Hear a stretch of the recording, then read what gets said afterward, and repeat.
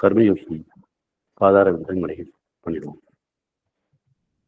பூலோக சொர்க்கம் என்ற ஒரு கர்மயோகத்துடைய முக்கியமான உடை நாம் தொடர்ந்து சிந்திக்கின்றோம். இது மிக பாவுடைய நூல்களை மிக முக்கியமானது.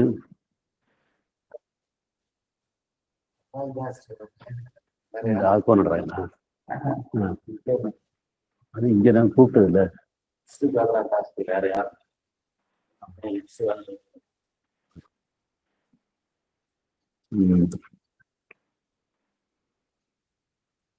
பொதுவாக இன்றைய சிந்தனையை துவங்குவன் இதுவரை பார்த்த 3 நாளிதை அப்பாவுடைய புத்தகத்தை சிந்தித்திருக்கின்றோம். அதை அப்படி ஒருவரை திரும்பி பார்ப்போம்.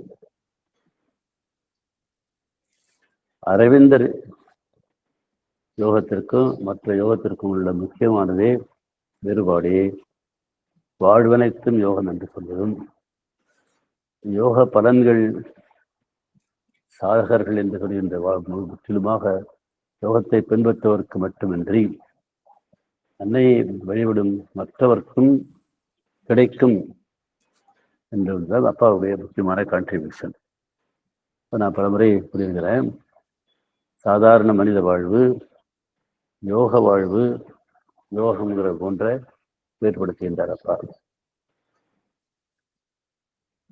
பேரொழியாகும் முன்னொழி, 100 பேர்கள் போன்ற புத்தகங்கள்ல அதை வேறுபடுத்தி காட்டியிருக்கின்றார்.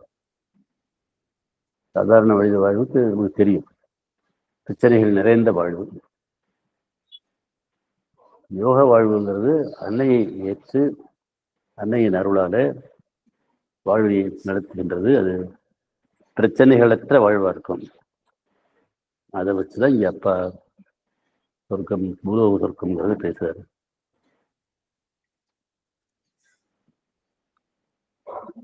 சாதாரணமா சொர்க்கம்னா மேலுலகத்து தான், மேல இருக்கிறதா சொர்க்கம்னு சொல்றது. ஆனா அரவிந்தர் படி சொர்க்கமே பூவில இருக்கக்கூடியதுதான், மேலுலகத்தை விட ஆனந்தமானது. அது இறைவன் நாடி வருகின்ற சொர்க்கம். இறைவன் இந்த உலகத்தை சொர்க்கமாக்க வேண்டும் என்பதற்காக இறைவன் நாடி அதுதான் லைஃப் டிவைன், பூலோக வாழ்வையை தெய்வீக வாழ்வாக மாற்றுவது. இதுதான் இறைவனுடைய நோக்கம். உலகம் பொய் என்கிற மரபு அல்ல, வாழ்வு விளக்கப்பட வேண்டியது அல்ல, ஆன்மாவுக்கு பரிணாம வளர்ச்சி உண்டு. இதெல்லாம் பகவானுடைய கருத்துக்கள். மற்ற மரபு யோகத்திலிருந்து வேறுபடுவது. ஆன்மா அழிவற்றது, நிலையானதுங்கிறது அது ஜீவாத்மா. அதுக்கு பரமாத்மா இறைவன். அதுக்கு இடையில நம்முடைய வளரும் ஆன்மாங்கிற சைத்திய புருஷன் இருக்கிறதையும் அது பிறவிதோறும் பெற்ற அனுபவங்களை பதிவு செய்து வளர்ந்து வருகின்றது. முக்கியமான வற்புறுத்தியவர் பகவான் அவர்கள். அந்த வளர்ச்சியில அப்பா இந்த புத்தகத்துல முக்கியமான ஒரு கோடுன்னு ஒண்ணு சொல்றாரு. யோகமும் வாழ்வும் சந்திக்கும் இடம்னு சொல்றாரு அவர். யோகம் செய்தவர் கோட்டுக்கு மேல இருக்கிறாங்க, அதுக்கு கீழே இருக்கிறவங்க அன்பர் கோட்டுக்கு கீழே இருக்கிறாங்க. ஆனா அன்பர் கோட்டை தாண்டி மேலே போய் சாதகராக முடியும், ஆக வேண்டும். ஆனால் கோட்டுக்கு கீழ் இருக்கும்போது பூலோக வாழ்வு சொர்க்கமாக வருகின்றது அப்படின்னு சொல்றதுதான் இந்த புத்தகத்தினுடைய முக்கியமான இது. குழப்பமற்ற, நோயற்ற, வெற்றி நிறைந்த நிம்மதியான வாழ்வுதான் இந்த பூலோக சொர்க்கம். அன்பர் கோட்டை நோக்கி வரும் வாழ்வாக நிலைகளில் இந்த புதியது விளக்குகின்றது. இதெல்லாம் போன வாரம் 2-3 வாரங்கள் படித்தவருடைய சுருக்கத்தை சொல்றேன். பூலோக இதுல முக்கியமானது என்ன? பூலோக சொர்க்கம் என்பது என்ன? நம்ம நமக்கு 3 பகுதி இருக்குது. உடல், உயிர்ங்கிற வைட்டல் சொல்ற பிராணன், அப்புறம் மனம்ங்கிற அறிவு. இந்த 3க்கும் ஆன்மா உண்டு. உடலின் ஆன்மா, உயிரின் ஆன்மா, மனத்தின் ஆன்மா. நம்ம சாதாரண மனித வாழ்க்கையை இந்த உடலுடைய உந்துதல்கள், தேவைகள், ஆசைகள் அதன் அடிப்படையிலும், உயிரினுடைய வாழ்வு பிராணனுடைய ஆசைகள் அடிப்படையிலும், மனத்தினுடைய கற்பனைகள் ஆசைகள் நடக்கிறோம். அப்படி இல்லாம இந்த இந்த மூணுக்கு உள்ள ஆன்மாக்களை வெளியே கொண்டு வந்து அந்த வெளி வந்து அது வந்து வாழ்வை ஏற்றுக்கொண்ட வாழ்வுதான் பூலோக சொர்க்கம். அது அந்த ஆன்மா மனிதனுக்கு கட்டுப்படும் வந்த வாழ்வு வெற்றிகரமாக வாழ்வு, நினைத்தது நடக்கும் வாழ்வு அப்படிங்கிறத இந்த முக்கியமானது. எப்படி செய்யறது? அதுக்கு பல வழிகள் சொல்றது, சுருக்கமாக சொல்றது திருப்பி பார்க்குறோம். குணங்களை கடக்க வேண்டும். குணங்களை கடக்கிறதுங்கிறது கெட்டது நல்லதையும், இதை பற்றி போன தடவை படிச்சதை திருப்பி சுருக்கமாக திருப்பி திரும்ப பார்க்குறோம். சாதாரணமாக சொல்றது வந்து நல்ல குணத்தையே பின்பற்று அப்படின்னு சொல்றதா, கெட்ட குணத்தை நிச்சயமா விட்டாகணும். எல்லாரும் அதில் ஒன்றும் சந்தேகமே கிடையாது. ஆனால் நல்ல குணத்தையும் அன்னையிடம் சமர்ப்பணம் செய்து அன்னை அமைப்பு அப்படியோடு செய்து அனுமதி பெற்று செய் அப்படிங்கிறதா இருக்குது. அதுக்கு உதாரணம் இப்போ என்ன சொல்லியிருக்காங்க, ஒருத்தருக்கு போய் உதவி செய்யணும்னு நினைக்கிறோம், அது நல்ல குணம். அந்த உதவி செய்யும் போது செஞ்ச பிறகு நீ ஏன்ட எனக்கு குறிப்பிட்ட என் விஷயத்தை தலையிட்டேன்னு ஒரு கோச்சுக்கிறது உண்டு. அப்படி இல்லாமல் நாம் சமர்ப்பணம் செய்தால் அதை செய்யலாமா என்பது, உதவி செய்கிற நல்ல குணத்தையும் செய்யலாமா வேண்டாம் என்பது ஆன்மாவுக்கு சமர்ப்பணம் செய்தால் அது நமக்கு உணர்த்தும். அதை பின்பற்றி நாம் செய்யணும். ஒரு சைத்திய புருஷனாகிய வளரும் ஆன்மாவை வெளிக்கொண்டு வரணும். அது ஆன்மா செயல்படத்தை செய்ய வைக்கணும். அது அப்போ செய்யும்போது என்ன ஆகுதுன்னா சக்தி செயல்படுகிறது. வளரும் ஆன்மா சக்திக்கு உரியது, சக்தி உரியது, சக்தி செயல்படுகின்றது. சக்தி தான் அன்னை பராசக்தியின் அவதாரம்னு அப்பா புக்கு இருக்கிறது உங்களுக்கு தெரியும். வாழ்வாகிய பொய்யின் அரங்கம் சத்திய சக்திக்கு அடிபணியும், அதனால் வெற்றி மட்டும் உண்டு. அதுதான் பூலோக சொர்க்கம். நம்ம வாழ்வுல பொய் தான். அரசியல்வாதிகள்லேருந்து கீழே இருக்கிறவங்கலேருந்து மேலே இருக்கிறவங்க எல்லாருமே பொய்யை தான் பின்பற்றுறாங்க. அப்படி இந்த பொய் மேலே இருக்க அந்த அது வந்து அதனால வாழ்வு பொய்யின் அரங்கமாக இருக்கின்றது. ஆனால் சைத்திய புருஷன் வந்த அது சக்திக்கு, அது மெய்யின் அரங்கம். அது செயல்படும் போது சத்திய சக்தி செயல்படும், அதுக்கு அடிபணியும். அதனால சாதாரண வாழ்வை நம் அறிவையும் மனதையும் உயிரையும் அடிப்படைத்த உடலையும் ஏற்படும் போது வெற்றி தோல்வி கலந்து வரும். ஆனால் இந்த ஆன்மாவுக்கு அடிபட்டு சைத்திய புருஷனுக்கு அடிபட்டு சத்தியத்தின் சக்தியை செயல்பட வைக்கும் போது வெற்றி மட்டும்தான் கிட்டும். அதே மாதிரி வாழ்வுக்கு வந்து படைப்பு திறன் உண்டு. எழுத்தாளர்கள் இதெல்லாம் மேலே வருவாங்க. சக்தி செய்யும்போது ஆன்மாவை வெளிப்பட்டு செய்யும்போது அதில் மிக உச்சகட்ட படைப்புகள் வரும். கம்பர், டால்ஸ்டாய், ஐன்ஸ்டீன் போன்ற விஞ்ஞானிகள் போன்றது எல்லாம் வரும். முக்கியமாக அகந்தை அழியும், ஆன்மா சிறப்பு முழுவதும் பரவும். ஆன்மா பிரபஞ்சம் முழுவதும் பரவும். அளவு கடந்த அவரிடமே உண்டு, வெற்றி மட்டுமே உண்டு, தோல்வி கிடையாது. இது வருது. போன இதுல வந்து இறைவனுடைய லீலையை பற்றி சொன்னார். இது பல முறை அப்பா அதாவது பகவான் சொல்றாரு, லீலைங்கிறது என்ன? இறைவன் தன்னை மறந்து சிருஷ்டியில் தன்னை கொண்டு வெளிப்படுத்தி தேடி கண்டுபிடிக்கிறார். நம்ம இறைவனை காண வேண்டும்னு நம்ம உயிர்கள் எல்லாம் தேடுறதுன்னா என்ன அர்த்தம்? அது இறைவனே, நமக்குள் இருக்கிற இறைவனே தன்னை மறந்து தன்னை மறைத்து தன்னை தேடுகின்றன்னு சொல்றாரு. அதுதான் லீலை. அப்படி தேடும் பொழுது அதனுடைய சக்தி, இறைவனுடைய சக்தி வெளிப்படுகின்றது. அதனால அறியாமையில் தன்னை மறைத்து இழந்து ஆனால் ஞானமாக தன்னை அறிவது லீலை. இதுவே சிருஷ்டியின் குறிக்கோள் இதுதான். அப்புறம் இன்பத்துக்கு பல நிலைகள் உண்டுன்னு சொல்லியிருக்கிறார். அகம்புறம் இயங்குன மனம் செயல்களில் புறவாழ்வு, அதுல ஒரு இன்பம். நிஷ்டையில வர்றது வந்து அகவாழ்வின் இன்பம். ஆனா அக இன்பத்தை புறவாழ்வில் செயலுக்கோ மனிதர்களுக்கோ கொடுப்பது அவள் அகம்புறம் இரண்டையும் இன்பத்தில் ஆழ்த்துபவர்தான் அரவிந்த யோகத்தினுடைய முறை. அதனால அது பேரின்பத்தை விட பெரிய இன்பம் பூலோக சொர்க்கம் சொல்றாரு. பழைய மரபுல வந்து இந்த வாழ்க்கையை விட்டு விலகி பேரின்பத்தை நடி பிறப்பு இறப்பு வரை பிறந்து இறக்கும் சூழல்ல இருந்து மீறி வெளியிருக்கின்றார்கள். அது இல்லை. அரவிந்தருடைய யோகம் பூர்ண யோகம். அங்கே வந்து மரபுல வந்து இல்லறம் துறவரம் ரெண்டையும் வேறுபடுத்துறாங்க. இல்லறம் வந்து இல்லறத்துக்காரவங்களுக்கு யோகம் கிடையாது. யோகம் செய்யணும்னு துறவரம் செய்யணும்னு சொல்றது. ஆனால் பூர்ண யோகம் துறவரத்தின் உயர்வுகளை இல்லறத்தில் காண்பதுதான் பூர்ண யோகம். அரவிந்தருடைய பூர்ண யோகம் இன்டகிரல் யோகா என்று ஆங்கிலத்தில் சொல்லுகின்றார்கள். பூர்ண யோகம் என்று தமிழில் சொல்றோம். அதற்கு ஆன்மா வழி முதல்ல சொன்னதுதான். அப்ப இல்லறத்திலேயே யோகம் நடக்கணுங்கிறது வரும்போது ஆன்மா வாழ்வில் வழிவந்து செயல்படுறதா வாழ்வே அது பூர்த்தி செய்யும். அப்ப வாழ்வு துறவரம். அப்புறம் மிக முக்கியமானது, துறவரம் பணத்தை மறுக்கிறது. ஆனா பூலோக சொர்க்கம் பணத்தை நல்ல காரியத்திற்கு ஆன்மாவை அனுமதியுடன் தாராளமாக செலவு செய்தல் சொல்றது. பல முறை சொல்லியிருக்கிறோம். தி மதர்ங்கிற சின்ன புத்தகத்துல பகவான் எழுதுனது. அதற்கு முன்ன எல்லாம் மண் பெண் பொன் மூன்றையும் ஒதுக்க வேண்டும் என்பதுதான் பழைய பொன் என்பது பணம், பழைய மரபு யோகத்துல. ஆனா தி மதர் என்பதுல பணம் என்பது ஒரு தெய்வீக சக்தி, அது அசுர சக்திகள் கையில் இருக்குது. அதை சரியான முறைகள் மூலம் மீட்டெடுத்து தெய்வீக காரியங்களுக்கு பயன்படுத்த வேண்டும் என்று வற்புறுத்துகின்றார்கள். அப்புறம் சந்தோஷம், எல்லாரும் சந்தோஷம் வெற்றி வேணும், ரெண்டு தான் நம்ம இதை எதிர்பார்த்து செய்கிறோம். அது வாழ்க்கையில சந்தோஷமும் கவலை வெற்றி தோல்வி எல்லாம் கலந்துதான் இருக்கும். ஆனா கவலை கலந்த வாழ்க்கை சாதாரண வாழ்க்கை, விவாக வாழ்க்கை அது. ஆனா ஆன்மா வெளிப்பட்டால் அன்னை அன்பர்களுக்கு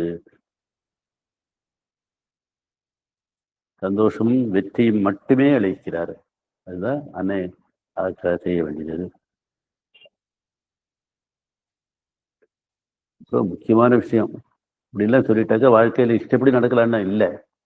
கீழ் இயல்புகள் எல்லாம் ஒரு பட்டியல் போட்டு அதை விட்டு வரணும். பேட்டி, பொறாமை, பேராசை, மற்றவங்களை கிடணும்னு நினைக்கிறது, அதெல்லாம் வேலையே கிடையாது. அதெல்லாம் வச்சுட்டு அன்னைகிட்ட இருந்தால் அன்னை வாழ்க்கை பூலோக சொர்க்கமாக மாற்றாது. இஷ்டப்படி இன்னொருத்தனை ஏமாற்றி செயல்படுவது அதெல்லாம் இங்கே கிடையாது, இடமில்லை. அதனால நிலையான வெற்றி, ஆன்மா வெளிவந்து நிலையான வெற்றி கிடைக்கும்.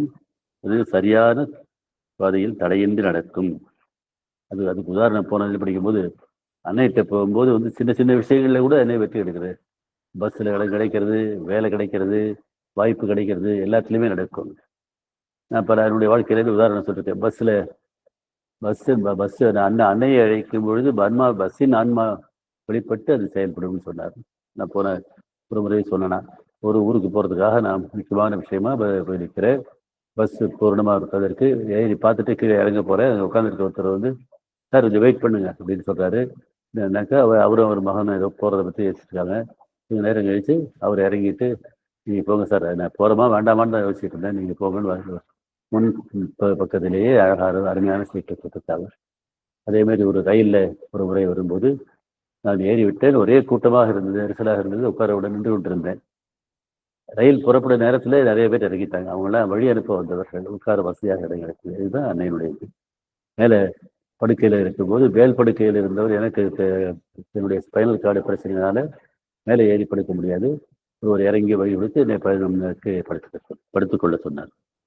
அதில் நாம் ஆன்மா பொருள்களின் ஆன்மாவை தொடும், பொருள்களுக்கும் ஆன்மா உண்டு. பொருள் ஆன்மாவை தொடும்போது அங்கே அது வழி செயல்பட்டு நம் வாழ்க்கையில் நல்லெண்ணம் பரிசு. இதுவரை பார்த்ததனுடைய பகுதி இது. இப்போ அடுத்த பகுதிக்கு நம்ம போவோம். யுக தர்மங்கிற விட ஒன்று எழுதுறாரு. இந்த யுகத்தினுடைய தர்மம் போன தடவை சொன்னேன் நினைக்கிறேன். யுகங்களே திரேதா யுகம், துவாபர யுகம், அப்புறம் இப்போ கலியுகம் நடக்கிறதா சொல்லுவாங்க. இந்த கலியுகத்தில் தான் தீமைகள்லாம் இது இருக்குன்னு சொல்லுவாங்க. அதுக்கு அந்த காலத்தில் ஒரு கதை உண்டு, நான் சொன்னேன் நினைக்கிறேன் போன தடவை.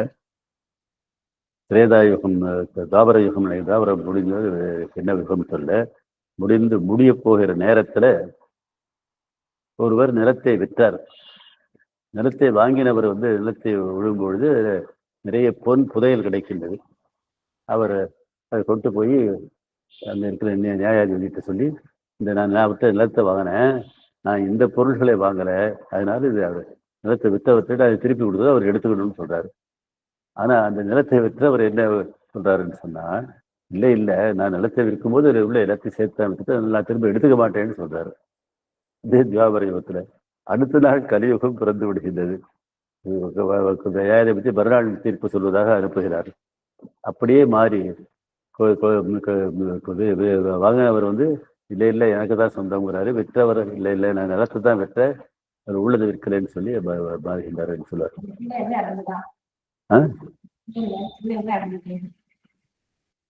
பொண்ணு புதையல் பொண்ணு பொண்ணு பொண்ணு புதையல் அப்படின்னு சொல்றாரு.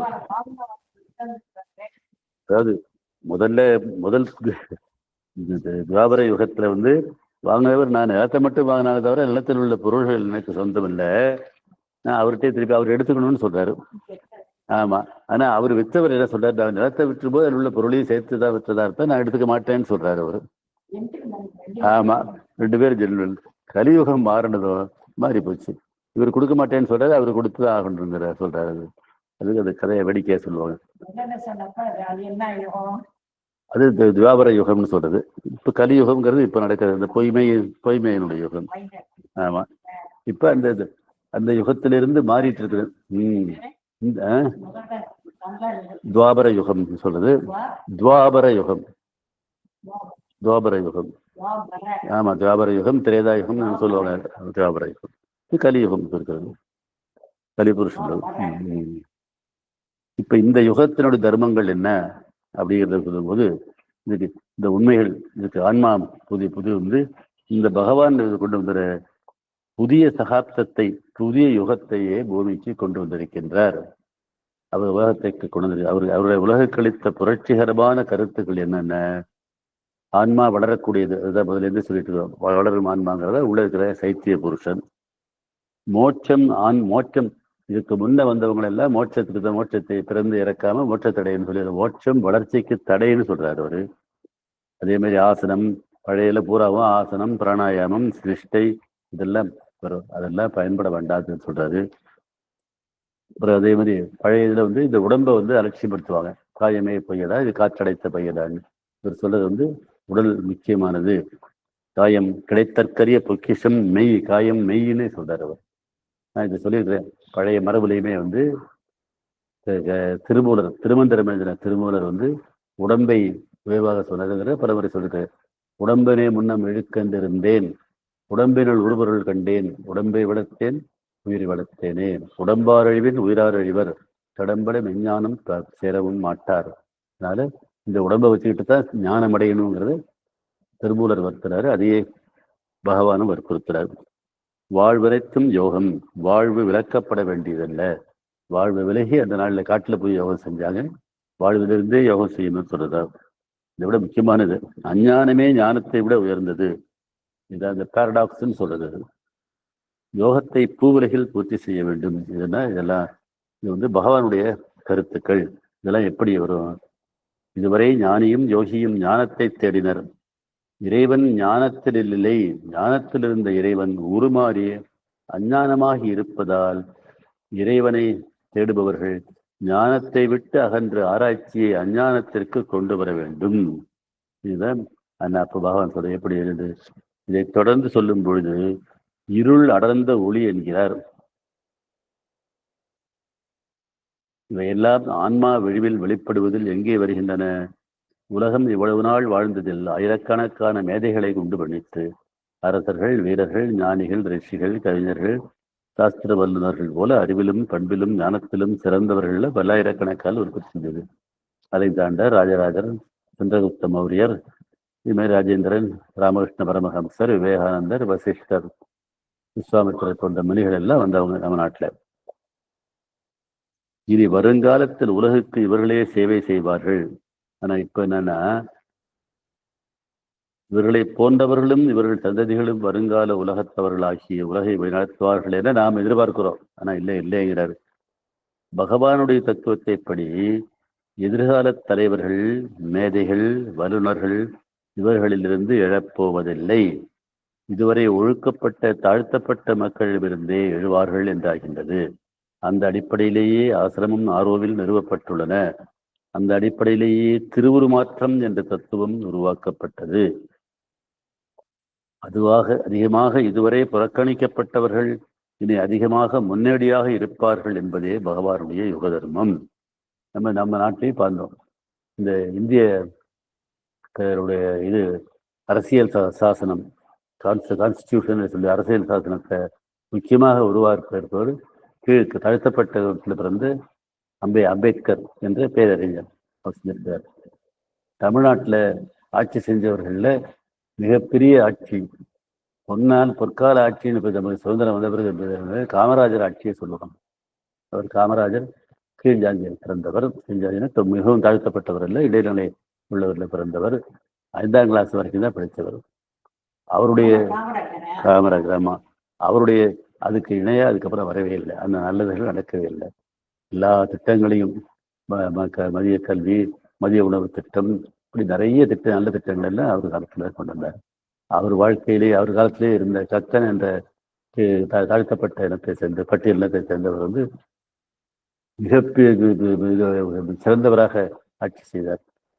பிடபிள்யூடி என்று சொல்லுகின்ற பப்ளிக் ஒர்க்ஸ் டிபார்ட்மெண்ட்ல இருந்தும் கூட அவர் எந்த சிறிது லஞ்சமோ சம்பாதிக்காம இருந்தார். அவர் இதை விட்ட பிறகு அவர் ஆஸ்பத்திரியில் இருந்தப்போ உடல் நலம் குன்றி வாழ்க்கை இல்லாம வெளியில தரையில படுத்திருந்திருக்காரு. அப்பொழுது முதல்வராக இருந்த எம்ஜி ராமச்சந்திரன் காக்கன் எம்ஜி ராமச்சந்திரன் வந்து துடித்து போய் அவருக்கு தனி வார்டு கொடுக்க சொல்லி, அவருக்கு காமராஜர் வெளியில இல்லை, கக்கன்கிறவரும் கக்கன்னு ஒருத்தர் கக்கன், அவருக்கு அவர் வீடு எதுவுமே இல்லை. அப்புறம் அவருக்கு வீடு அரசு மூலமாக வீடு வாங்கி கொடுத்தாருன்னு சொல்லுவாங்க. அதனால தாழ்த்தப்பட்ட கீழே இருக்கிறவங்கள தான் அவங்களேருந்து தான் முன்னேறிகள் வருவார்கள் என்பது பகவானுடைய தர்மம். அன்றைய உலகம் கடந்த 100 ஆண்டுகளாக தன் சரித்திரத்தின் மூலம் இந்த தத்துவத்தின் உண்மையை எடுத்து காட்டுகின்றது. முரண்பாடுகள் உண்பாடுகளாகும்னு அப்பா பல இடங்களை குறிப்பிட்டிருக்காங்க. அப்புறம் இன்னொரு இந்த முரண்பாடுகள் இன்னொரு இது, உன் திறமைகளை நீ ஒருபோதும் கருதாதே. உன் திறமைகள் உனக்கு இனி தடை. உன் மனக்குறைகளை நிறைவாக காண்பதே அவசியம். மனத்தின் குறைகளை பெருநிறைவின் சிறு உருவமாக அறிவதே இந்த புதிய யுகத்தின் தர்மம். யுக தர்மம்ங்கிறது இந்த பகுதி தலைப்பு. இதுவும் பார்க்கறதுக்கு வேடிக்கையாக இருக்கும், பொருத்தமில்லாத போல தோணும். யோசிச்சு பார்த்தோம்னா, நான் திறமையை பெருசா நினைச்சுன்னா என்ன வந்துடும், எனக்கு அகந்தை வந்துவிடும். நான் கெட்டிக்காரன்னு நினைச்சாக்க அது வளர்ச்சிக்கு தடை. அப்ப ஆன்மா வெளிப்படாது.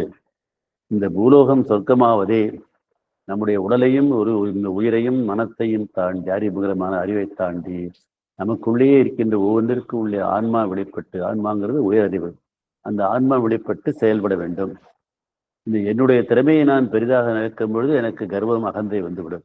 அந்த ஆன்மா வெளிவர தடை. ஆகையினால அதை நம்பாம ஆன்மாவை நம்பணும்னா, அதை பெருசுபடுத்தாம வேண்டும்னா, அப்ப ஆன்மா வெளிப்பட்டு நடக்காதா. மனம் அதை ஏற்று அப்ப அதை நம்பலேன்னு சொன்னா, அப்ப அன்னையை நம்பணும்னு சொன்னா, அன்னையின் மூலமாக ஆன்மா வெளிப்பட்டு செயல்படும். அதான் திறமைகளுக்கு அகந்தை வெளிவந்து ஒரு குறைகளை, அப்படி இல்லாம குறைகளை கருதுனா என்ன ஆகும், ஐயோ எனக்கு இவ்வளவு வீக்னஸ் இருக்கேன்னு நினைச்சோம்னா அடக்கம் வரும். இந்த அன்னையினுடைய சிம்பல்ல முக்கியமானதுல அடக்கம் முக்கியமான சிம்பல். ஹியூமிலிட்டி. அடக்கம் வந்து அன்னை நமக்குள்ள வந்துடுவாங்க.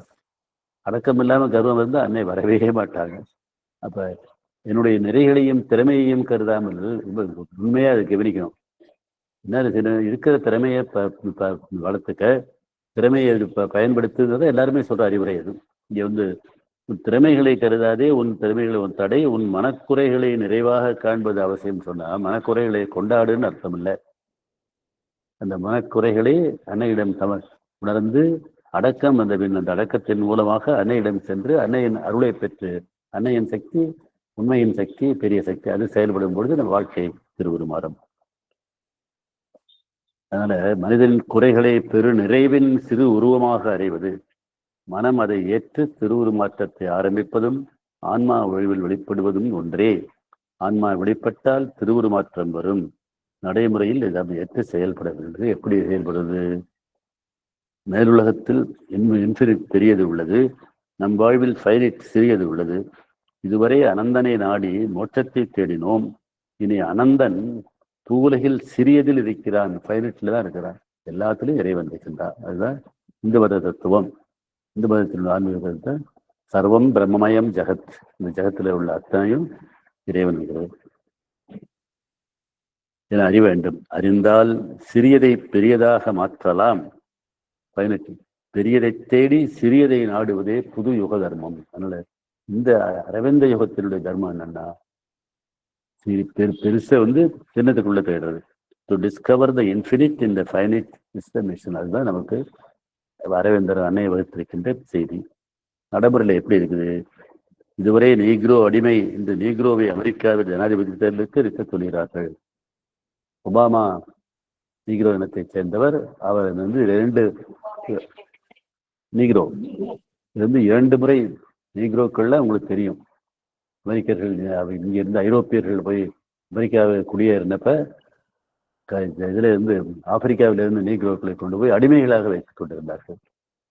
அடிமைகளாக கொடுமைன்னா அப்படி கொடுமைப்படுத்திருக்காங்க வெள்ளைக்காரர்கள். அதை வந்து அப்ரஹாம் லிங்கன் உள்நாட்டு போரையே நடத்தி அவர்களை தோற்கடித்து அவர்களுக்கு விடுதலை வாங்கி கொடுத்தார். அந்த இதுல இருந்து வந்து அவங்க எல்லாம் வீட்டு வேலை செய்யறது, இது மணிக்கணக்காக எந்த விதமான எல்லாமே கஷ்டப்படுத்தி அடிமைப்படுத்துறதா அவருடைய இயல்பு. ஆமா, நிச்சயமா நிச்சயமா தெரிய அவரு நிச்சயமா. அதாவது தென் அமெரிக்காவின் தென்பகுதியில் இருந்தவங்க தான் இந்த அடிமைத்தனம் அதிகமா இருந்தது. அந்த அடிமைத்தனத்தை வடப்பகுதிக்கு அதுக்கு உள்நாட்டு போரே நடத்தினார். போர் நடத்தி அவர் ஜெயிச்சார். இது நாள் வரை புறக்கணிக்கப்பட்ட ஊனமுற்றோர், குற்றவாளி, சமூக அடித்தளத்தில் உள்ளவர்கள், பெண்கள், குழந்தைகள், மூளை வளர்ச்சி இல்லாதவர் போன்றவர்களை முன்னுக்கு கொண்டு வர சமூகமும் சர்க்காரும் பெரும்பாடுபடுகின்றன. நேற்று நடந்த 2 நாளைக்கு முன்பே முந்தா நாள் பட்ஜெட்ல ஊனமுற்றோருக்காக நிறைய சலுகைகளை தமிழக அரசு அறிவித்திருக்கின்றது. தனியார் அதுக்காக வேலைகள் வாய்ப்புகள்ல ஏதோ ஒரு மீட்டிங்ல கூட போய் அவர் இதெல்லாம் வழங்கினார் முதல்வர்.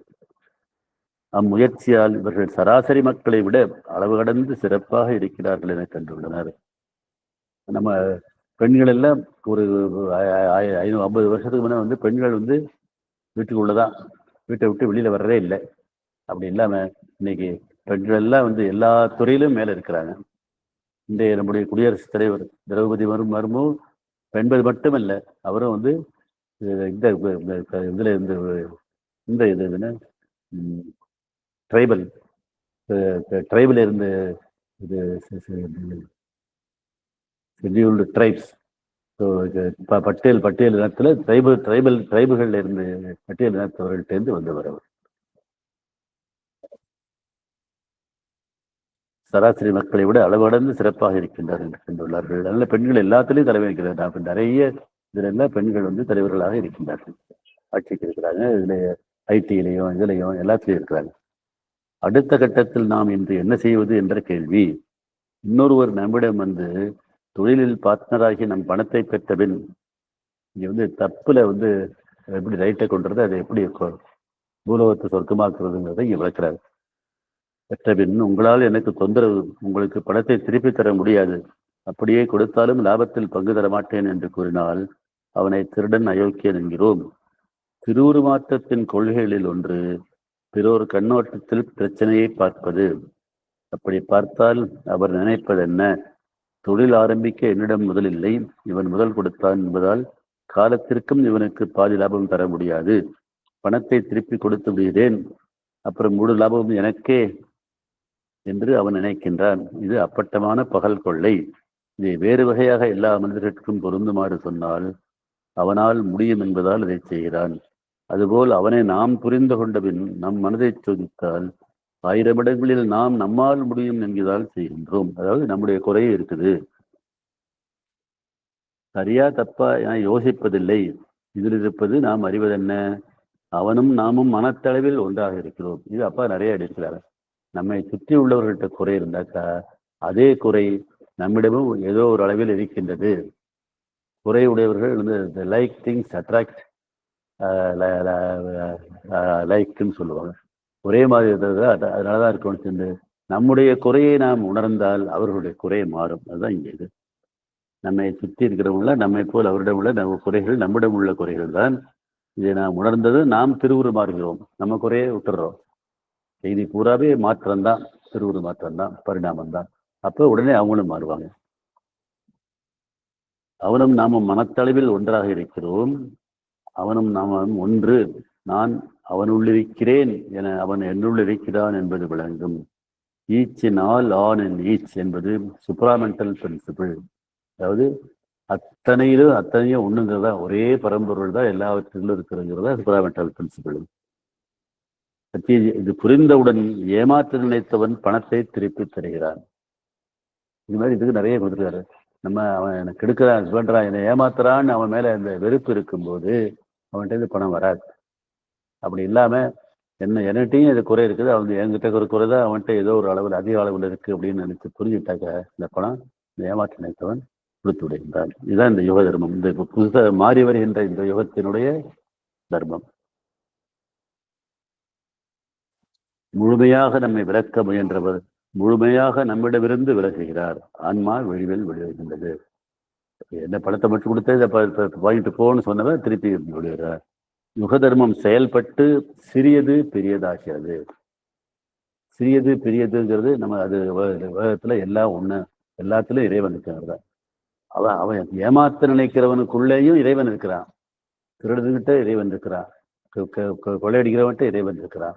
அதை நாம் வற்புறுத்தும் பொழுது அவருடைய அந்த குணமே பெரிதாக இல்லை. நாம் அதை பொருட்படுத்தாமல் அதை ஏற்றுக்கொள்ளும் பொழுது அவருடைய குணம் மாறி அவருடைய இருக்கிற பெரியது வெளிப்படுகின்றது. அதுதான் இங்கே முக்கியமான அரசியல். பூலோக சொர்க்கம் என்பது இக்கட்டுரை மேலுலகத்தில் உள்ள சொர்க்கத்தில் இல்லாத பெருமைகளை உடையது பூலோக சொர்க்கம். அதை காண வாழ்வில் பெருநெறியான மோட்சத்தை கைவிட வேண்டும். பொய்யெனவும் பேயெனவும் முன்னோர்கள் விலக்கிய உடலை நாட வேண்டும். நம்ம போன தடவை பார்த்தோம், காயமே இது பொய்யடா, காற்றடைத்த பொய்யடான்னு சொன்னோம். வாழ்வை ஏற்க வேண்டும். ஜீவன் முக்தனுக்கு சித்தித்த ஜீவாத்மாவை கருதி நாடக்கூடாது. வாழ்வினுள் புதைந்துள்ள சைத்திய புருஷன் என்ற ஆன்மா வளரும் ஆன்மாவை நாட வேண்டும்.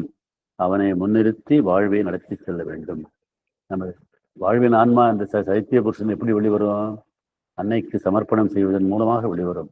நாம் செய்கின்ற ஒவ்வொரு செயலையும் அன்னைக்கு சமர்ப்பணம் நாம் செய்கின்றோம் என்ற எண்ணம் இல்லாம அன்னைக்கு சமர்ப்பணம் செய்யும் பொழுது அந்த ஆன்மா வெளிவந்து செயல்படும். நீங்க மிக மிக முக்கியமானது என்னன்னு சொன்னா, சமர்ப்பணம்ங்கிற வழிய நாம் மனிதனாக இருப்பது நம்முடைய அகந்தையால். உண்மையில் நாம் இறைவன், நாம் தேவன். அந்த அகந்தை வெளிவருவதற்குரிய வழி சமர்ப்பணமும் சரணாகதியும். அகந்தையை விட்டு வெளில வருது. சொன்ன மாதிரி திறமையை நம்பினது சொன்னா திறமை என்னுடைய அகந்தை. அது திறமையை நம்பல, அன்னையை மட்டும் நம்புறோம்னா என்னுடைய அகந்தை விலகி அன்னை இந்த பிரபஞ்சத்தை இயக்குகிற சக்தியாகி அன்னையின் சத்தியத்தின் சக்தி செயல்பட ஆரம்பிக்கின்றது. அதனால சைத்திய புருஷனை ஆன்மாவை நட வேண்டும். அவனை முன்னிறுத்தி வாழ்வை நடத்தி செல்ல வேண்டும். ஆன்மா மனிதரில் மாணிக்கங்கள் பேயென விளக்கிய வாழ்வை சொர்க்கமாக்கும். அது சொர்க்கம் பெறாத இன்பத்தை அளிக்கும். இறைவன் நாடும் இன்பம் அதுவே. அதான் முதல்ல லீலைன்னு சொன்னது. இறைவன் நாடுவதே வந்து இந்த இறைவன் தன்னை ஜடத்தினுள்ளும் உயிரினுள்ளும் மனத்தினுள்ளும் மறைத்து கொண்டு தன்னையே தேடிக்கொண்டு வருகிறான் தத்துவம். இறைவனை நாடும் பேரின்பத்தை விட பெரிய இன்பத்தை நாடுவதாகும். இறைவனாகவே மாறி திருவுள்ளத்தை உலகில் பூர்த்தி செய்வதாகும். மோட்சம் மனிதன் நாடும் பேரின்பம், பூலோக சொர்க்கம் இறைவன் நாடும் பேரின்பம். இறைவன் பூமியில வெளிப்பட்டு பூலோக வாழ்க்கையை சொர்க்க பரிணாமத்தின் மூலம் சொர்க்கமாக வாழ்க்கையாக மாற்ற முயற்சி செய்து கொண்டிருக்கின்றார். அவருக்கு நாம் உதவி செய்கின்றோம், அவரோடு சேர்ந்து செயல்படுகின்றோம். நம் வாழ்க்கை சொர்க்கமாக மாறுகின்றது.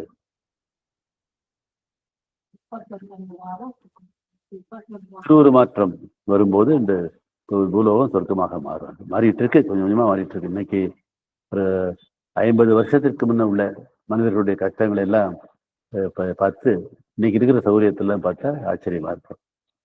நான் சின்ன பேரா இருக்கும்போது எங்க வீட்டுல விறகுல தான் சமைச்சிட்டு இருந்தாங்க. அம்மா வந்து பச்சை விறகு நான் வாங்கி வந்து கொடுப்பேன். அது எரியாது. ஊதிட்டு ஊதுகுழல் வச்சு ஊதி எரிய விட்டு இப்போ கண்ணில் எல்லாம் புகைப்பட்டு அதனால ஆத்மா வந்து கஷ்டப்பட்டு இருப்பாங்க. இன்னைக்கு எனக்கு தெரிஞ்சு இங்க விறகு சமைக்கிறவங்க யாருமே இல்லை. குடிசை வீட்டில் வாழ்றவங்களும் கேஸ் வச்சிருக்கிறாங்க. நான் இப்போ 19 வயசுக்கு நான் படிக்கிற வரைக்கும் நான் வந்து மண்ணெண்ணெய் விளக்கில் தான் படித்தேன். எங்கள் ஊரில் அது சிறு நகரம், அது எலக்ட்ரிசிட்டி இருந்தாலும் எல்லார் வீட்லேயும் கரண்ட்டு கிடையாது. நாங்கள் வாடகை வீட்டில் இருந்தால் அவர் கரண்ட்டு போட்டு மண்ணெண்ணெய் விளக்கு தான் என்னுடைய அடிப்படை கல்வி மட்டும், ஹைஸ்கூல் கல்வி மட்டும் இருந்தது. அங்கே இப்போ கல்லூரி அங்கேயே கல்லூரியில் படித்தேன். அந்த கல்லூரி அந்த ஆண்டுக்குமே அதில் தான் நான் விளக்கில் தான் படித்தேன். அது இருந்து மாறி இப்போ எனக்கு மின்சார இல்லாமல் இல்லை. அப்போ அன்னைக்கு டிவி வரல, ரேடியோ தான் இருந்தது. ரேடியோவும் எல்லார் வீட்லேயும் இருக்காது. நான் வந்து ஏற்ற வீட்டில் அவங்க வீட்டில் போய் தான் ரேடியோவை கேட்பேன், பாட்டுகளை கேட்பேன், இதெல்லாம் கேட்பேன். நான் இப்போ டிவி இல்லாத வீடு இல்லை. இது எல்லாமே இந்த பூலோகம் சொர்க்கமாக மாறிக்கொண்டிருக்கிறதை காட்டுகின்றது. இந்த தொழிலதிபர்கள் உலகில் முன்னோடிகள். இவர்கள் ராஜபரம்பரை பிரபுக்கள் குடும்ப வாரிசுகள் இல்லை. தச்சன், கருமான், குயவன், சக்கிலி ஆகியோர் தங்கள் செய்த தொழிலை அபிவிருத்தி செய்ததால் முன்னுக்கு வந்த அதிபர்கள். இந்த நூற்றாண்டின் மேதைகளென வெல்ஸு, பெர்னாட் ஷா, ஐன்ஸ்டீன் அரச குடும்பங்களிலோ மதகுருமார்கள் வீடுகளிலோ நியூட்டன் போன்ற மேதைகள் குடும்பத்திலோ பிறந்தவர்கள் இல்லை. எளிய குடும்பத்தில் பிறந்து வந்தவர்கள் தான். பாலஸ்தீனம், எகிப்து, கிரீஸு, கங்காதீரம் விஞ்ஞானத்தை வளர்க்கவில்லை. இதெல்லாம் தான் ஆரம்பத்தில் பாலஸ்தீனத்துல தான் இயேசு பிறந்தார். எகிப்துல தான் இவர்கள் எல்லாம் ஃபாரோ மன்னர்கள் ஆட்சி செய்தாங்க. பிரமிடுகள், ஸ்பிங்ஸ் எல்லாம் கட்டினாங்க. நாகரிகம் நைல் நதி தீரத்துல தான் நாகரிகம் இருந்தது. அதே மாதிரி கிரீஸுக்கு கிரேக்க நாடு தான் இந்த பழைய வளர்ச்சி அடைந்த நாடு. கிரேக்க ஞானிகள் இவர் அரிஸ்டாட்டில், பிளாட்டோ, சாக்ரட்டிஸ் போன்றவர்கள்லாம் அதே மாதிரி இந்தியாவிலையும் கங்கா தீரத்துல தான் பெரிய ஞானிகள்லாம் தோன்றினாங்க. ஆனால் அவங்க வந்து விஞ்ஞானத்தை வளர்க்கலை. இங்கேருந்து ஐரோப்பாவிலேருந்து அமெரிக்காவுக்கு ஓடினாங்க இல்லையா, அங்கே போய் புறம்போக்கு அமெரிக்காவில் போய் அங்கே தான் விஞ்ஞானம் வளர்ச்சி அடைந்தது. அங்கே தான் வந்து பெரிய பெரிய இவங்கெல்லாம் வந்து ஐன்ஸ்டீன், இங்கிருந்த ஐன்ஸ்டீன் போய் அங்கே தான் வந்து அவருடைய ரிலேட்டிவிட்டியை கண்டுபிடிச்சாரு. ஆமாம் ஆமாம். உதவாக்கப் பொருள்களை உற்பத்தி செய்த ஜப்பான் அமெரிக்காவை தாண்டியது. ஜப்பான் வந்து கீர்த்தி நாடு, அது வந்து இதில் போச்சு. பேர் ஊர் தெரியாத ஹாங்காங், தைவான் அடுத்த கட்டத்தில் தலைமை எழுகின்றன. இருள் அடர்ந்த ஒளி என்பது தத்துவம், தாழ்வு உயர்ந்த சிறப்பு என்பது கொள்கை. இதுவும் பகவானுடைய முக்கியமான கொள்கையில் இந்த இருமைகள், டூவாலிட்டின்னு சொல்றது. டூவாலிட்டிங்கிறது ஒண்ணுக்கு ஒண்ணு முரணானது இல்லை, அவை முழுமையின் பகுதிகள். இரவும் பகலும் சேர்ந்ததுதான் நாள், மனிதன் ஆணும் பெண்ணும் சேர்ந்ததுதான் படைப்பு. அதுபோலதான் இருளுங்கிறது அடர்ந்த ஒளின்னு சொல்றாரு. தாழ்வுங்கிறதுக்குள்ள சிறப்பு இருக்குன்னு சொல்றாரு. இதுக்கு நான் பலமுறை சொல்லியிருக்கிற முன்னெல்லாம், தாழ்ந்தாக்க உயர்ந்து போவோம், உயர்ந்தா தாழ்வோம் அப்படியே ஒரு புத்தகத்துல ராமாயணமா இல்லை வேற பிரபலிங்கிறேன்னு நினைக்கிறேன். அந்த ஒரு நாட்டினுடைய மதில்கள் இருக்குது, அகழி இருக்குது. மதில் வந்து மேல உயர்ந்து வளர்ந்து போயிட்டே இருந்தா அது போய் ஆதிசேஷன் காலுக்கு போச்சான். அகழி சாரி அது போய் வந்து ஏதோ ஒரு இவருடைய காலுக்கு போச்சான். இது அகழி ஆழமா போய் ஆதிசேஷன் தலைக்கு போச்சு. ஆதிசேஷன் தான் இந்த இவருடைய படுக்கை, இவனுக்கு படுக்கை. அவர் பேர் என்ன, மகாவிஷ்ணுனுடைய படுக்கைன்னு சொல்லுவார். அது தாழ்ந்தவர், அது எதாவது தாழ்ந்தவர் உயர்வர், உயர்ந்தவர் தாழ்ந்தவர். தன்னை பெருசா நினைச்சிட்டே இருந்தோம்னா நம்ம தாழ்ந்து போவோம். அப்படி இல்லாம நம்ம அடக்கம் இருந்தாக்கா உயர்வோங்கிறதுக்கு உதாரணமா சொல்லுவாங்க. உன் உயர்ந்த பண்புகள் சபைக்கு வர முடியாது, சபையில் நுழைய உயர்ந்த பண்புக்கு சட்டமில்லை. பேரொழியை தாழ்வு என்பது, பேரொழியை நாடுபவர் ஒளியை விட்டு அகன்று இருளை நாடி ஆராய வேண்டும் என்பது தத்துவப்படி உன் திறமை, நல்லெண்ணம், உயர்வு பண்புகளை விட்டு உன் மனம் அகல வேண்டும். உன் பலகீனம், குறைகள், கெட்ட குணங்கள், வெறுப்பு, எரிச்சல், பொறாமை, போட்டியாகவே அனந்தனின் அற்புத உருவங்கள். இதுதான் இந்த பேரடாக்ஸ் சொல்றது, அதாவது முரண்கள். அதான் பேரடாக்ஸ் சொல்றது. நகை பார்க்கறதுக்கு வந்து தப்பா இருக்கிற மாதிரி தெரியும், ஆனால் அதுக்குள்ள ஒரு உண்மை இப்போ இருந்திருக்கு. அதான் உன்னுடைய பலகீனங்கள், குறைகள், கெட்ட குணங்கள், வெறுப்பு என்றால் பொறாமை, போட்டி, இதெல்லாம் தான் அதுக்கு. அப்படி இல்லாம நான் உதவி செய்யறேன் என்னுடைய அப்படின்னு சொன்னா அகந்தை எழுந்துடும். அங்க அன்னை வரமாட்டாங்க, அகந்தை இருக்கிறதுல அன்னை வரமாட்டாங்க. நான் அப்படி இல்லை, நான் வந்து என்கிட்ட குறை இருக்குது, நான் தாழ்ந்தவன். இதுல நம்ம தேவாரம் இவர்கள் பாட்டில் வந்து நாயை போன்றவன், நாயினும் கிடையேன் அப்படின்னு தன்னை தாழ்த்திக்குவாங்க. அப்படி தாழ்த்தும் போது அவங்க மேல உயர்ந்துடுறாங்க. அதுதான் இந்த நாயை விட நான் கீழானவன்.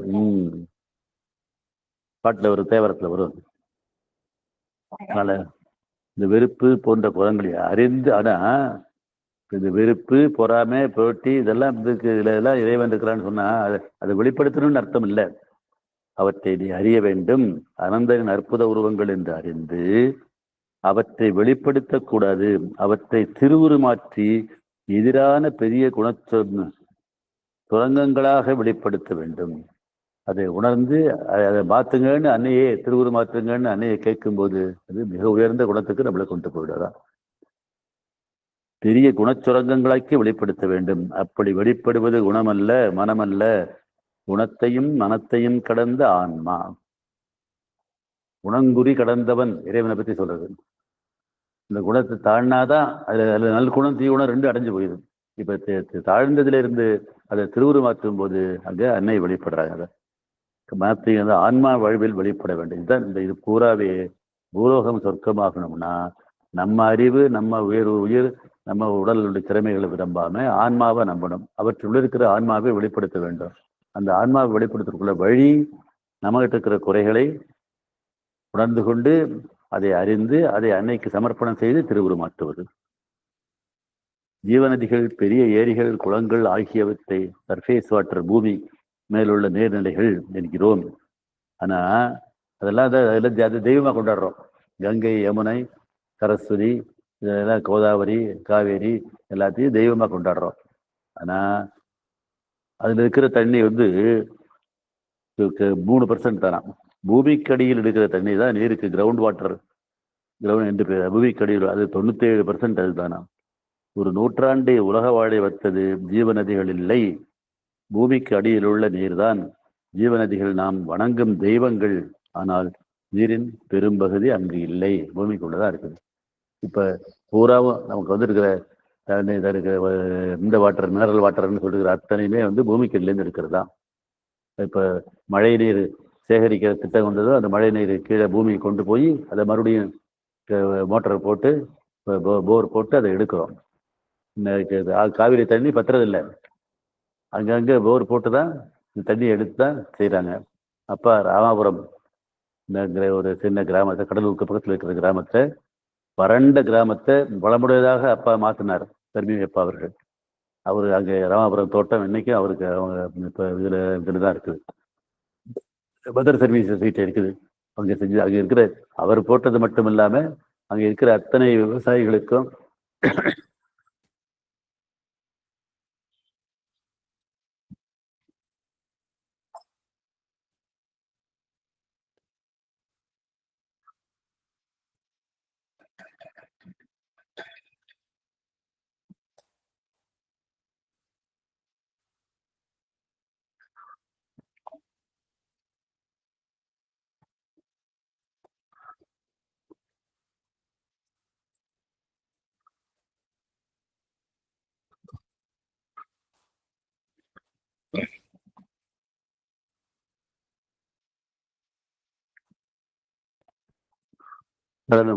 பேங்க் லோன் வாங்கி கொடுத்து நான் பரம்பரை திருப்பி சொல்லியிருப்பேன். அப்பா இந்த ராமாபுரம் தோட்டத்தை ஆரம்பிப்பதற்கு முன்பு இது விவசாய கடனை கூட்டுறவு வங்கிகள் மட்டும்தான் கொடுத்தன. பெரிய ஸ்டேட் பேங்க்கு, இந்தியன் பேங்க்கு போன்ற பெரிய தேசிய வங்கிகள் கொடுக்கவில்லை. அப்பா வாங்கி கொடுத்து அவர் ஸ்டேட் பேங்க் சேர்மனே அங்கே வந்து அப்பாவுக்கு விட்டார். அவர்களை கட்ட வைத்தார். அப்போதான் நடந்தது. அப்போ அங்கே போர் போட்டு தான் விளையாத இருந்த நிலங்களை எல்லாம் விளைய வச்சாங்க. இன்னைக்கு அந்த தோட்டம், அப்பா வச்ச தோட்டம் அங்கே இருக்குது. பூமிக்கு அடியில் உள்ள நீர் தான் ஜீவநதிகள் கணங்கும் தெய்வங்களை விட பெரும்பாலான அங்குதான் இருக்குது. அது கொண்டு வருது. காடு செல்வம் நிறைந்தது, கரிவளம் பெருக்கியது, காட்டு செல்வம் என ஃபாரஸ்ட் வெல்த் என பெயர் வாங்கியது. ஆனால் வைரம்லாம் எங்க இருக்குது? வைரமும் தங்கமும் காட்டில் இல்லை, பூமிக்கு அடியில் புதைந்துள்ளன. முத்து கடலில் ஆழத்தில் உள்ளது. அதனால என்ன அர்த்தம்? எதிர்கால பெருமை ஏற்கனவே சிறந்த பரம்பரையில் இல்லை, இன்று புறக்கணிக்கப்பட்டு, ஒதுக்கப்பட்டு, தாழ்த்தப்பட்டு, கொடுமைப்படுத்தப்பட்டவரிடையே எதிர்கால சிறப்பு அமைந்துள்ளது. தாழ்ந்ததை உயர்த்தி உயர்வை நாட வேண்டும். இதுதான் யுக தர்மம்னு பார்க்கிறாரு. இனி உயர்ந்த குணங்களால் பயனில் சேவை இல்லை, தாழ்ந்த குணங்களை அடர்ந்துள்ள அமைப்பு என்று உணர்ந்து ஆன்மாவை வேள்வியில் வெளிக்கொணர்ந்தால் கொடுவதே இனிவரும் யுக தர்மம். இதற்காக பகவான் கண்ட ஆன்மீக உபாயம் திருவுருமாற்றம். அதனால தாழ்ந்ததை உயர்ந்ததாக திருவுருமாற்றம் செய்யும் பொழுது அது மிகப்பெரிய நிலைக்கு வருகின்றது. திருவுருமாற்றத்தை தினசரி வாழ்வில் ஏற்று செயல்பட்டால் வெளிவருவது ஆன்மா. அதுவே இக்கட்டுரையின் தலைப்பு, பூலோக சொர்க்கம். அப்படி நாம் பெறுவது இகவாழ்வில் இன்பம். இகவாழ்வுன்னா இந்த பூலோக வாழ்க்கை. என புராண கதைகள் சொல்றபடி சொர்க்கம் இகம்னா இந்த ஆமா இகம் பரம். இகம்ங்கிறது இந்த பூமி பூலோக வாழ்வு, பரம்ங்கிறது மேலே இருக்கிறது. அந்த பழைய இதுபடி இந்த தர்மம் செய்வது மூலமாகவும் நீ அந்த மேலே இருக்கிற சொர்க்கத்துக்கு போங்கிறது தான் இவர் சொல்றது. அது இல்லை, அது தெரியாது நமக்கு. அதுக்கு போறோமா என்னன்னு தெரியாது.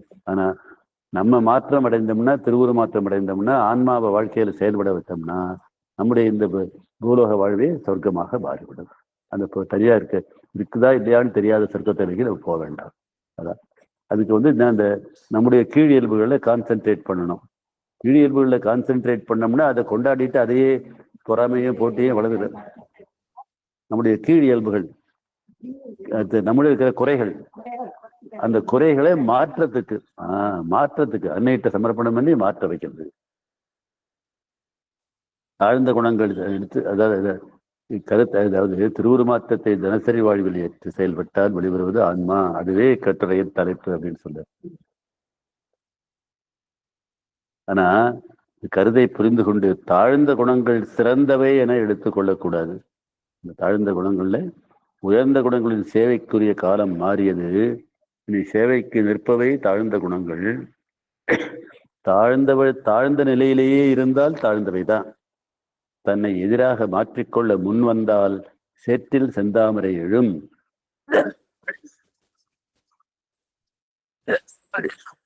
சேற்றை அப்படியே வைத்தால் சேராகவே தான் இருக்கும்.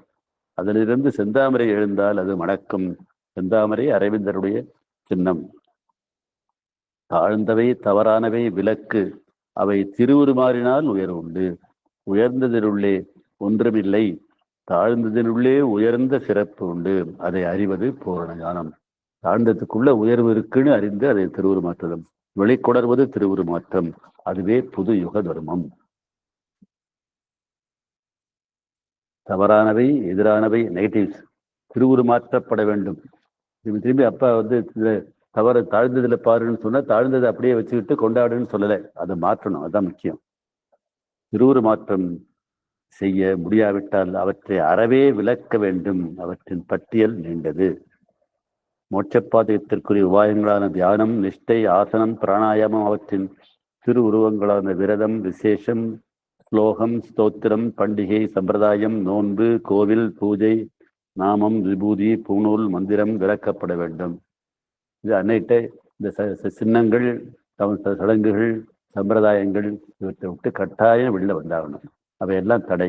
ஏன்னா நம்ம என்ன நினைச்சிடறோம், மந்திரம் சொன்னோம்னா சரியா போயிடுது, போய் அர்ச்சனை பண்ணோம்னா காரியம் நடந்துடும், சேத்திராடம் பண்ணோம்னா புண்ணியம் வந்துடும், கங்கையில போய் குளிச்சோம்னா அங்கே போய் இதில் பிரயாகரை குளிச்சோம்னா புண்ணியம் வந்துடும் சொல்கிறோம். அப்போ நம்ம மாற்றத்துக்குரிய வழியே இல்லாமல் போயிடும். அதை மாற்றணுங்கிறது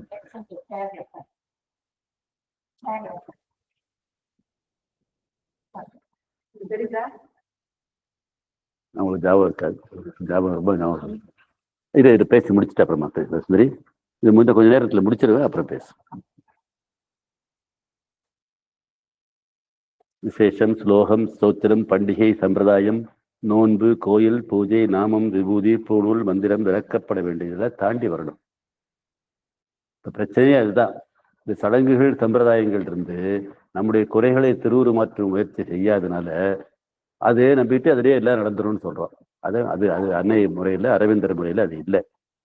அவை ஆபத்தான தவறுகளை ஏற்படுத்துங்கிறார். குறி, சித்து, சீட்டு, ஜோசியம் ஆகியதெல்லாம் வரக்கூடவே கூடாது அன்னை முறைக்கு.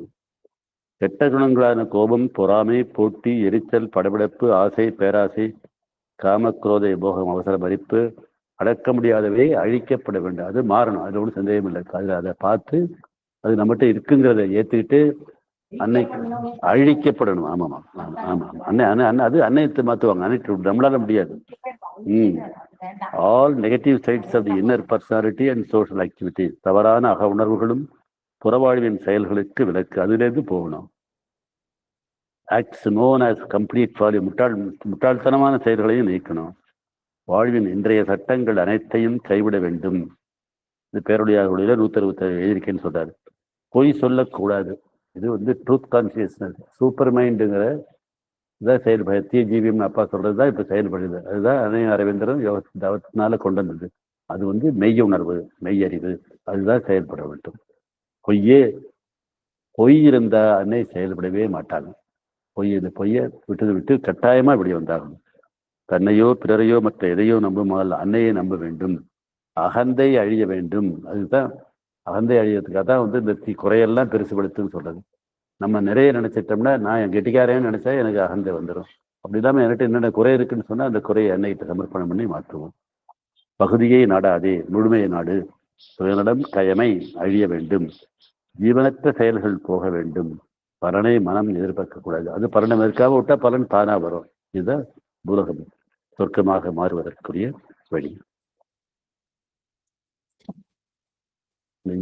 சேப்பு பட்டன் இருக்குதா அந்த இதுக்குள்ள அப்படியே பாருங்களேன். அந்த இதுல சிகப்பு பட்டன் இருக்கும்.